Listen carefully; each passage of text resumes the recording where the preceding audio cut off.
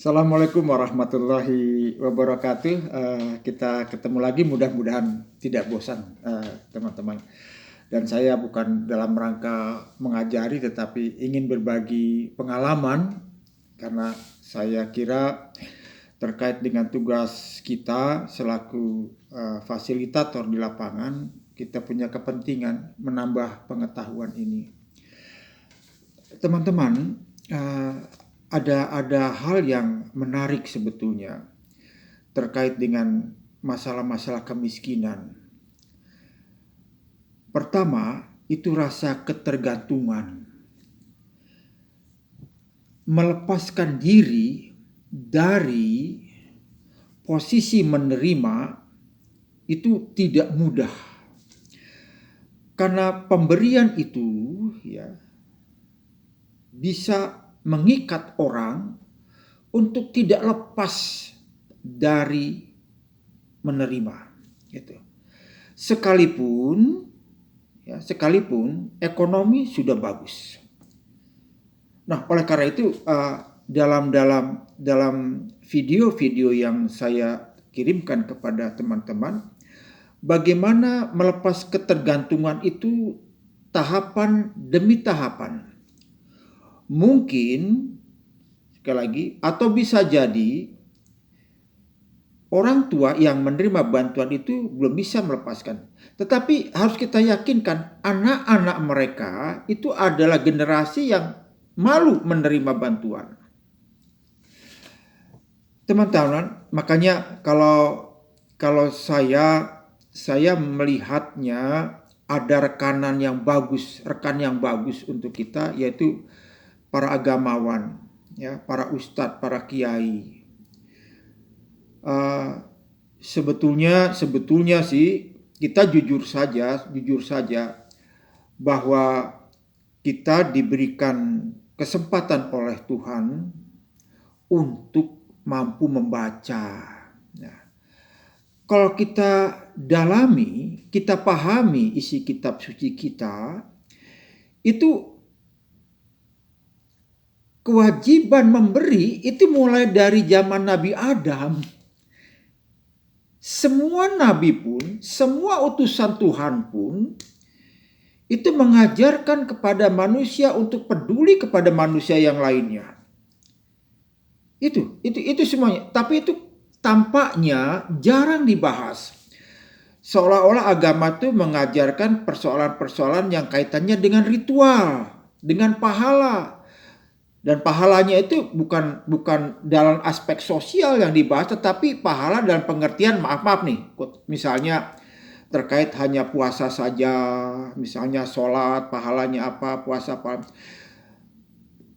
Nilai kebaikan dari zakat, nilai kebaikan dari sedekah, nilai kebaikan dari infak, nilai kebaikan dari menyumbang itu kurang menurut saya mohon maaf, kurang dibahas secara dalam. Dan yang paling paling sering, walaupun ini saya memaknai dengan lebih luas lagi, maksud gini, ada firman Tuhan, firman Allah, bahwa bila mana kita diberikan suatu penghormatan, maka balaslah penghormatan itu dengan yang lebih baik atau yang seimbang. Nah, dalam penjelasannya itu biasanya yang saya alami, saya dengar itu terkait dengan kalau Anda dapat ucapan salam, Assalamualaikum, jawablah Waalaikumsalam warahmatullahi wabarakatuh. Itu jawaban yang lebih baik. Assalamualaikum, Waalaikumsalam, itu seimbang. Itu yang dibahas itu. Padahal menurut saya, bukankah orang memberi itu juga bentuk penghormatan? Maka yang menerima itu hukumnya wajib memberi. Ya, makanya dalam bahasa Indonesia ada terima kasih gitu. Terima kasih. Kasih kita apa pada orang itu, pada yang memberi? Ya kalau saya pribadi yang saya alami, pemberian itu akan saya gandakan. akan saya manfaatkan seoptimal mungkin karena saya merasa ini adalah bentuk amanah. Ya sudah saya ceritakan pada masa lalu, maka itu pemberian itu saya kumpulkan dan saya beli sesuatu yang punya nilai ekonomi yang lebih banyak lagi. Waktu itu saya singgung ketika uang itu terkumpul, saya belikan ayam, saya belikan apa gitu. Nah, itu dalam rangka membalas kebaikan dengan yang lebih baik gitu. Teman-teman yang saya hormati, sekali lagi jangankan KPM ya. Jangankan KPM. Kita juga sekali lagi kita juga sebagai anggota keluarga misalnya, ada saudara kita yang baik pada kita, suka memberi ya, suka ngasih uang misalnya. Ada dalam batin kita ketakutan kalau dia tidak memberi lagi gitu ya. Apakah pernah terpikir dalam batin kita untuk kita mampu memberi dia walaupun hanya dengan gorengan pisang, walaupun dengan kue? Itu mereka itu mencintai pemberian kita loh, jangan salah, sekalipun mereka itu orang kaya. Kenapa? Itu wujud daripada kasih sayang kita. Gitu. Tapi kan tidak sedikit ketika orang, misalnya saudara kita biasa memberi tiba-tiba berhenti, kita langsung berprasangka buruk. Wah, kenapa dia? Udah lupa ya, udah tuh. Kenapa marah? Kenapa marah ketika pemberian itu berhenti? Kenapa? Apa sumbangsih kita untuk saudara kita itu? Kenapa marah? Padahal ya tadi, saudaraku, kita memang perlu kesabaran yang ekstra tinggi. Tidak ada lagi rumus yang terbaik kecuali dimulai dari diri kita sendiri. Pertama, saya harapkan kita bekerja bukan karena gaji, bukan. Kita bekerja dalam rangka memanfaatkan karunia Tuhan, jasmani dan rohani yang sehat ini untuk mampu menghasilkan sesuatu yang bermanfaat. Lantas ketika itu misal kita dapat imbal jasa dengan gaji namanya itu, jangan terlalu fokus pada gaji itu. Sebab Anda bersyukur atau Anda mengeluh, gaji tetap itu sesuai dengan ketentuannya. Sekali lagi, Anda bersyukur dapat gaji atau Anda mengeluh dengan gaji Anda, tetap tidak berubah. Gaji segitu, sesuai dengan aturannya.